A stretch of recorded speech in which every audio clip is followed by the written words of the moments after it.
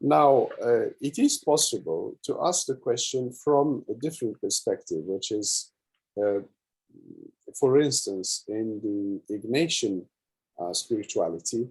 uh, Now, of course, we are not talking about contemplative prayer, we are talking about rather something closer to lecture itself, which is we have the scripture and we are meditating the scripture. It is true that in the beginning, and St. Ignatius mentioned it, it is recommended, or the beginner is invited to use his or her imagination and senses. And you know how St. Ignatius says, you set the scene, you imagine yourself immersed into it, and you start to sort of sense and hear and smell and imagine all that. This is, of course, recommended rather for the beginner. Now, is it the intention of St. Ignatius to say that this will stay there forever? Of course not.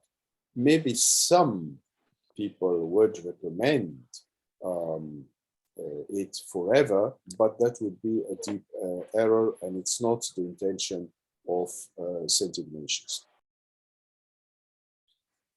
So the temptation, as I said, is to think that we have to continue to lean on imagination and this effort in order to extract some thoughts, etc.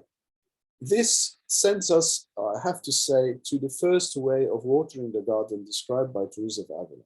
She says that it is absolutely possible for the mind to extract some thoughts, thoughts that are useful, or she said water, no, extracting the water by the effort from the well. So you have to produce a huge effort, mind, imagination in this case also, in order to find something to lean upon and progress in your spiritual life. So this is rather meditation. It is considered meditation by Teresa of Avila. Saint Ignatius talks about contemplation as a result of such effort, but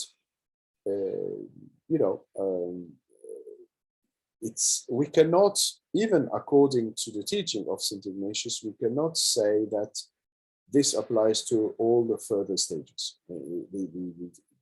Saint Ignatius is clear on that, even if it is advised in the beginning, for somebody who starts to open the Bible or open the scriptures and meditate. It's not mandatory afterward, as far as I know. So now, is this comparable to the question whether should we abandon this and move on into a more contemplative way? To a certain extent, yes, I would say. I would say that the intention of, for instance, St. John of the Cross, when he says we move on from discursive meditation to more contemplative. Am I contradicting myself a little bit, maybe? I'm rather sticking with what St. Teresa of Avila says. Now, the first way of watering the garden is the book of her life, and all the others. The first one would rather be classified as meditation. Now, does this apply? Does this mean that all the persons who start to meditate with the spiritual exercises of St. Ignatius do not have contemplation? I wouldn't go that far. I wouldn't go that far. So we have to acknowledge that for a beginner, there is an effort to be made, possible, available. This effort involves the mind. This effort involves the imagination. But even it goes further than that. It's almost like an immersion in the scene itself described by the gospel. So there is a huge effort there. Some people can't do it even from day one, and they shouldn't feel bad about it. Some people have a very fertile imaginations, and some others have a very reduced, I would say, imagination. So why would we feel guilty or ashamed by the fact that we can't do it? So I think some freedom and flexibility are necessary there. But still, on the long run, it is very possible that this will evolve, and we cannot force a person to go back to that type of meditation. maybe then in this case, what St. John of the Cross is saying in chapter 13 and 14, 14 and 15, the three signs of contemplation, moving from discursive meditation with imagination and moving towards contemplation.